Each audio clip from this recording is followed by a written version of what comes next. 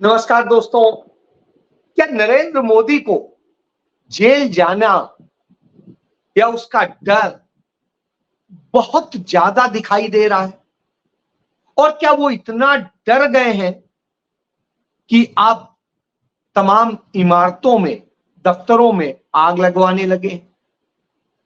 क्या नरेंद्र मोदी इतना डर गए हैं अपने भ्रष्टाचार से कि इलेक्टोरल बॉन्ड को पारदर्शी बताने लगे हैं? क्या नरेंद्र मोदी इतना डर गए हैं राहुल गांधी के सवालों से कि वो अपना नाम भी गलत बता जाने लगे हैं? और क्या नरेंद्र मोदी इतना डर गए हैं कि अब उन्हें राहुल गांधी, प्रियंका गांधी की रैलियों में, रोड शो में और सब जगह उमड़ती भीड़ और जनता का मिलता प्यार डराने लगा है? कमोबेश आज इन्हीं सब पर आपसे बात करूंगा। आज नॉर्थ ब्लॉक जो सबसे इंपॉर्टेंट होता है भारत की सरकार में, उस नॉर्थ ब्लॉक की बिल्डिंग में आग लग गई, जिसमें वित्त मंत्रालय और गृह मंत्रालय की तमाम फाइलें जल गई। अचानक एकदम से आग लग जाती है गृह मंत्रालय के सेलेक्टेड पोर्शन में, और सेलेक्टेड पोर्शन में वित्त मंत्रालय। आग क्या लगी, फाइलें कौन सी जली, क्या हुआ, कैसे हुआ? सवाल यह नहीं, सवाल यह है कि यह आग किस डर से लगी है और जो फाइलें जली हैं वो किस चीज से जुड़ी हुई? क्या कहीं यह अपना वह दागदार इतिहास मिटाने की कोशिश है? क्या यह नरेंद्र मोदी, अमित शाह और निर्मला सीतारमण को जेल जाने का डर साफ दिखाई दे रहा है? फाइलों के वो दस्तावेज, वो फाइल, आखिर क्या है इसमें राज, जिनमें नरेंद्र मोदी की सैंक्शन दी गई, नरेंद्र मोदी के साइन है, वो फाइलें क्यों जल गई? बहुत जरूरी है इस पर। खबर छोटी है लेकिन इसका संदेश बड़ा है। इसका मतलब है नरेंद्र मोदी को डर लग रहा है कि 2024 में ना आए तो जेल जाने के लिए यहां फाइलें मौजूद हैं, वो मुझे जेल पहुंचा दे, इसलिए शायद यह खेल हो रहा है और इसीलिए सब कुछ रचा जा रहा है। यह अंदेशा वहां के तमाम अफसरान जता रहे। आप समझ सकते, पड़ताल तो बाद में होगी, पहली नजर की बात आपको बता दी। दूसरी चीज, भारतीय जनता पार्टी, नरेंद्र मोदी, योगी आदित्यनाथ, तमाम सारे लोग कहते हैं कि उत्तर प्रदेश में अपराधियों का ये हो गया, वो हो गया। अमित शाह भी कह रहे थे और वो गहने से लेके तमाम बातें करते हैं। आज नरेंद्र मोदी बंगाल में बोल रहे थे कि यहां कैसे अपराधियों और सबको वो हुआ। तो हुजूर बता देता हूं, आज ही गाजियाबाद में गैंगस्टर अलवी को भारतीय जनता पार्टी का पट्टा पहना दिया गया, उन्हें बना लिया गया, भाजपाई हो गए, कमली हो गए। अभी हाल ही में बुलंदशहर में गैंगस्टर राकेश शर्मा को भारतीय जनता पार्टी में शामिल करा लिया गया, और उसके पहले बरेली में जिस तरीके से सोनू कनौजिया को भारतीय जनता पार्टी में शामिल करा लिया गया, जयपुर में गैंगस्टर को, जौनपुर में गैंगस्टर को भारतीय जनता पार्टी में शामिल करा लिया गया। तमाम सारे लोग, गैंगस्टर, तमाम दूसरे भूमाफिया, दूसरे अपराधी लगातार भारतीय जनता पार्टी में ज्वाइन कर रहे हैं। क्यों कर रहे हैं? क्योंकि साफ साफ है, हमारे पास रहोगे तो चाहे जो अपराध करो आप सुरक्षित रहो। इसका एक उदाहरण देता हूं। डिस्ट्रिक्ट पहले बांदा होता था, अब वो 2 टुकड़े हो गया, चित्रकूट हो गया, बांदा हो गया। तो चित्रकूट जिले में करबी तहसील क्षेत्र के एक बहुत बड़े कांग्रेस के नेता होते थे। उनका परिवार आज तक कांग्रेस को कमिटेड।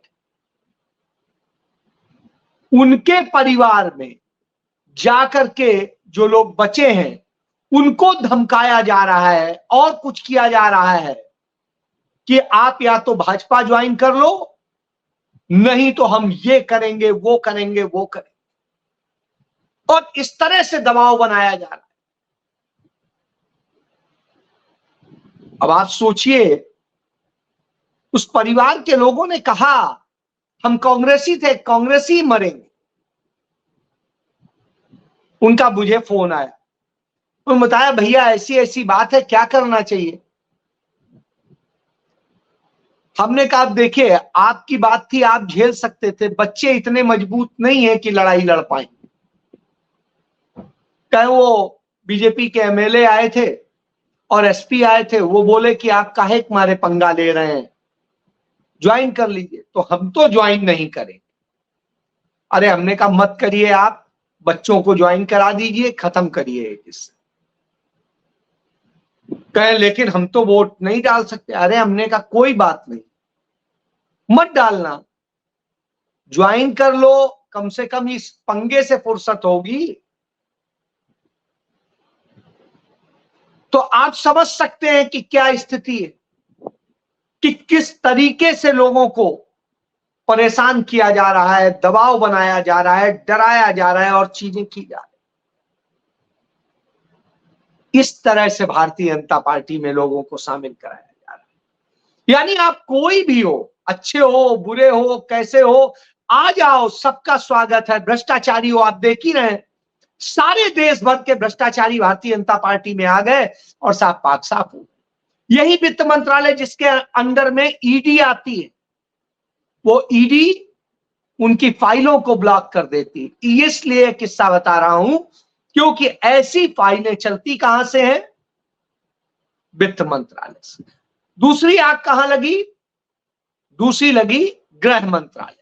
वह गृह मंत्रालय जहां अपराधियों की फाइलों से संबंधित तमाम चीजें होती और वहां आग लगती है। वहां आग लगती है कि जहां तमाम सारे वो आर्डर्स, गोपनीय आर्डर होते हैं और जिन पर फाइलों में साइन होते हैं, नोटिंग्स होती है। सोच लीजिए यह देश कहां पहुंच गया। बहरहाल यह आपको इस स्थिति में पता है। फिर इसी के साथ ही जुड़ा हुआ इलेक्टोरल बॉन्ड को संसद में कैसे लाया गया। इसको संसद में सामान्य बिल की तरह से पेश नहीं किया गया, इसे फाइनेंस बिल की तरह से पेश किया गया, जिससे चाहकर भी विपक्ष इसको रोक ना सके, राज्यसभा में रोक ना सके, क्योंकि राज्यसभा में बहुमत नहीं था उस समय, तो कहीं विपक्ष रोक ना दे, इसलिए राज्यसभा में इस तरह से नहीं था। और यह बिल जिसका विरोध किया था कांग्रेस ने, पहले ही दिन से विरोध किया था, वामपंथी दल ने विरोध किया था, इन दो दलों ने विरोध किया था। बावजूद इसके उन दो दलों से कुछ होना नहीं था, पास हो गया। जब यह बिल पास हो गया और जिस तरह से इससे पूरी धांधली की गई है वो हम सबके सामने है। दुनिया का सबसे बड़ा घोटाला है, मैं नहीं कहता हूं, निर्मला सीतारमण जो वित्त मंत्री है उन्हीं के पति कहते हैं। कैसे है यह बताया जा चुका है कि वो कंपनियां जिनके यहां रेड पड़ी, खुद प्रधानमंत्री बताते हैं, रेड पड़ी, उन्होंने इलेक्टोरल बॉन्ड ले लिए। साहब जिनके यहां रेड पड़ी और इलेक्टोरल बॉन्ड लिए, उन्होंने पैसा किसको दिया? भाजपा को।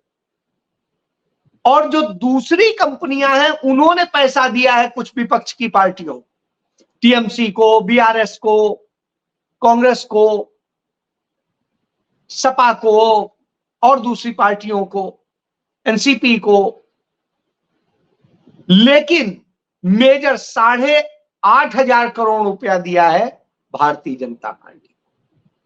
और इनमें दो तरह के लोग, एक जिनके यहां रेड पड़ी, दूसरा वो जो ठेके ले रहे थे बड़े बड़े, और तीसरे वो है जो नकली दवाएं बेच रहे थे, अस्पतालों में धांधली कर रहे थे और वैक्सीन बना रहे थे। इनके जरिए आपको मौत के मुंह में ढकेला गया।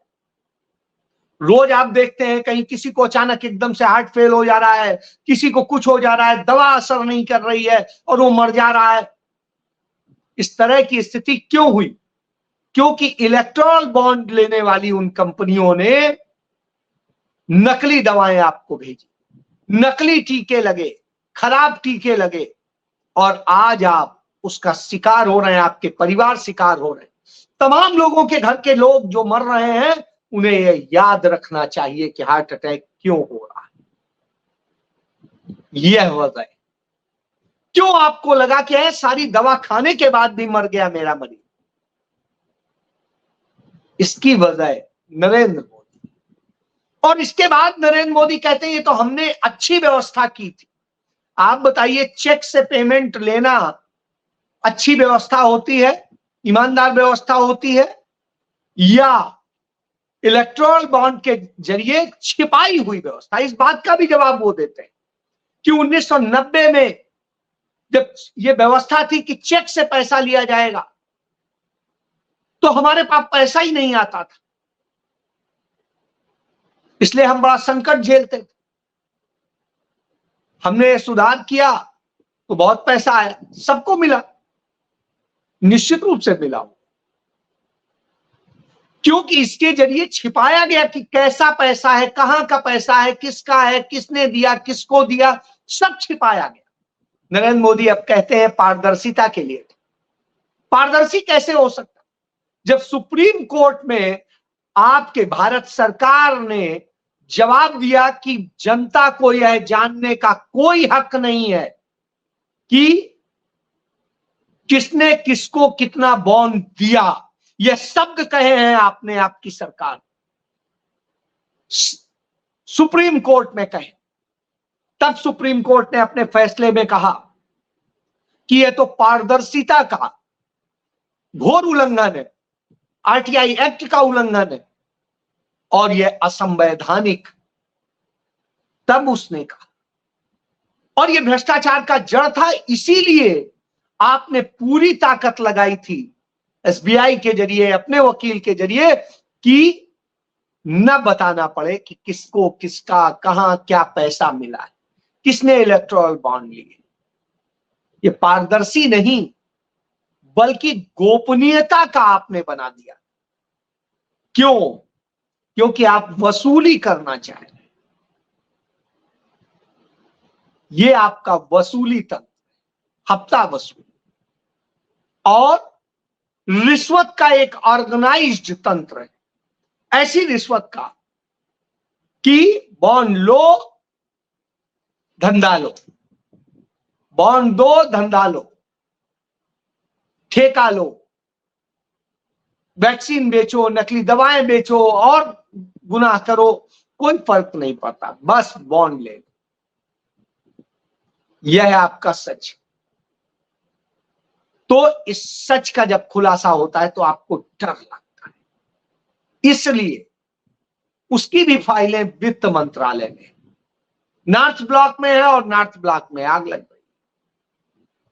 समझ सकते, यदि आपकी सरकार आ रही होती, 400 पार हो रहे होते, तो ऐसा नहीं करा, क्योंकि तब तो आग नहीं लग, आग लग रही है, इसका मतलब आपको अंदेशा है कि सरकार जा रही है।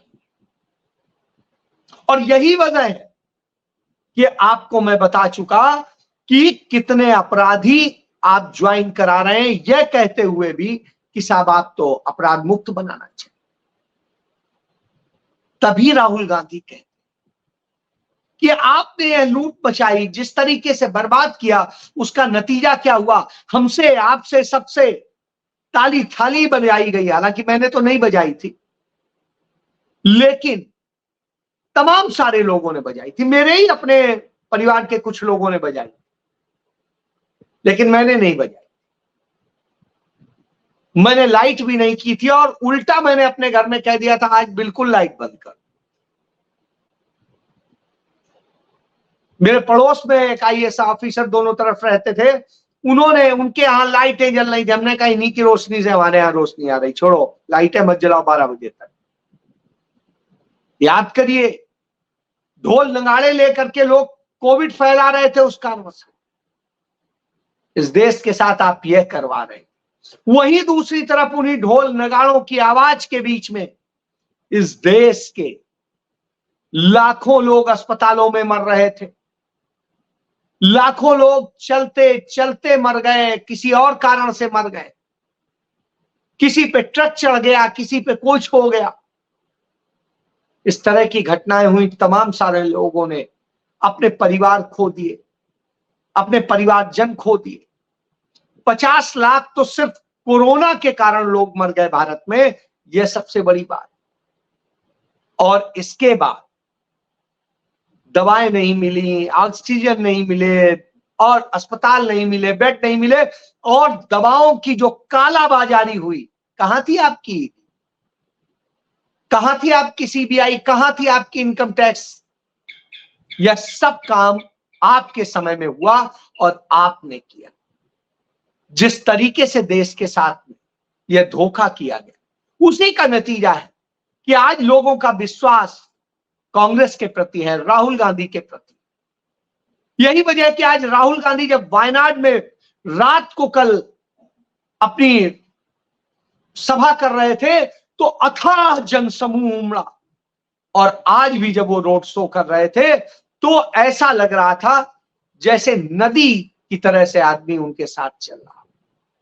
और यही नहीं, उनकी बहन प्रियंका गांधी कल राजस्थान में थी तो यही हाल था, और आज वो जोरहाट में थी, असम में और त्रिपुरा में, वहां पर भी यही स्थिति थी। और वो कह रही थी हां हम परिवारवादी, उस परिवार के हैं जो परिवार इस देश के लिए सब कुछ त्यागना जानता है, जिस परिवार ने 35 साल में कोई पद नहीं लिया है सरकार में। हां हम वो परिवार है। तो परिवार कैसा होना चाहिए? क्या मोदी का वो परिवार जो बलात्कारियों के साथ खड़ा होता है, वह परिवार जो हत्यारों के साथ खड़ा होता है, वह परिवार जो भ्रष्टाचारियों के साथ खड़ा होता है, वह परिवार जो माफियाओं को संरक्षण देता है, गैंगस्टर को संरक्षण देता है, वह परिवार जो आतंकियों को अपने साथ मिलाता है और ज्वाइन कराता है? अभी प्रतापगढ़ में आपने देखा, आतंकियों को फंडिंग करने वाला, उसको भाजपा का ज्वाइन करा दिया। ऐसे ही एक आतंकी को जम्मू कश्मीर में ज्वाइन कराया। इस तरह से होगा तो आप समझ सकते हैं वो सारे काम कर रहे हैं जिन्हें गुनाह कहा जाता। क्यों? क्योंकि डर है, जीतने के लिए हर गलत काम करेंगे, यह डर है, नैतिकता तो है ही नहीं, इसलिए यह हो रहा है। और यहीं तक हो रहा होता तो हम कहते चलिए ठीक है, खरीद फरोख्त सारी चीजें हो रही। जब यह धंधे हो रहे हो तो निश्चित रूप से यह महसूस होता है कि आपकी सत्ता जा रही है, और आपकी सत्ता जा ही रही है। इसका ही परिणाम है कि आप जब पहले बिहार गए थे चुनाव प्रचार करने में, 2014 हो या 2019 हो, या उसके बाद में वहां का विधानसभा चुनाव हो, आपने कहा था बिहार को विशेष दर्जा देंगे, आज तक नहीं मिला। आपने वायदे किए थे कि इतने 1000 करोड़, इतने लाख करोड़ देंगे, आज तक नहीं कुछ मिला। हालत यह है कि बिहार में रोजगार की बात तो आप करते नहीं हैं, शिक्षा की बात आप करते नहीं हैं, आप इस देश को नफरत में परोते, आप इस देश में झूठ बोलते हैं। और यही वजह है कि आज झूठ बोलते बोलते आप अपना नाम गलत बोल जाते हैं, और जब अपना नाम गलत बोल जाते हैं तब समझ में आता है। यह आपका डर है और इसी डर के कारण यह आग लग रही है। आग में क्या जला, यह रहस्य। जय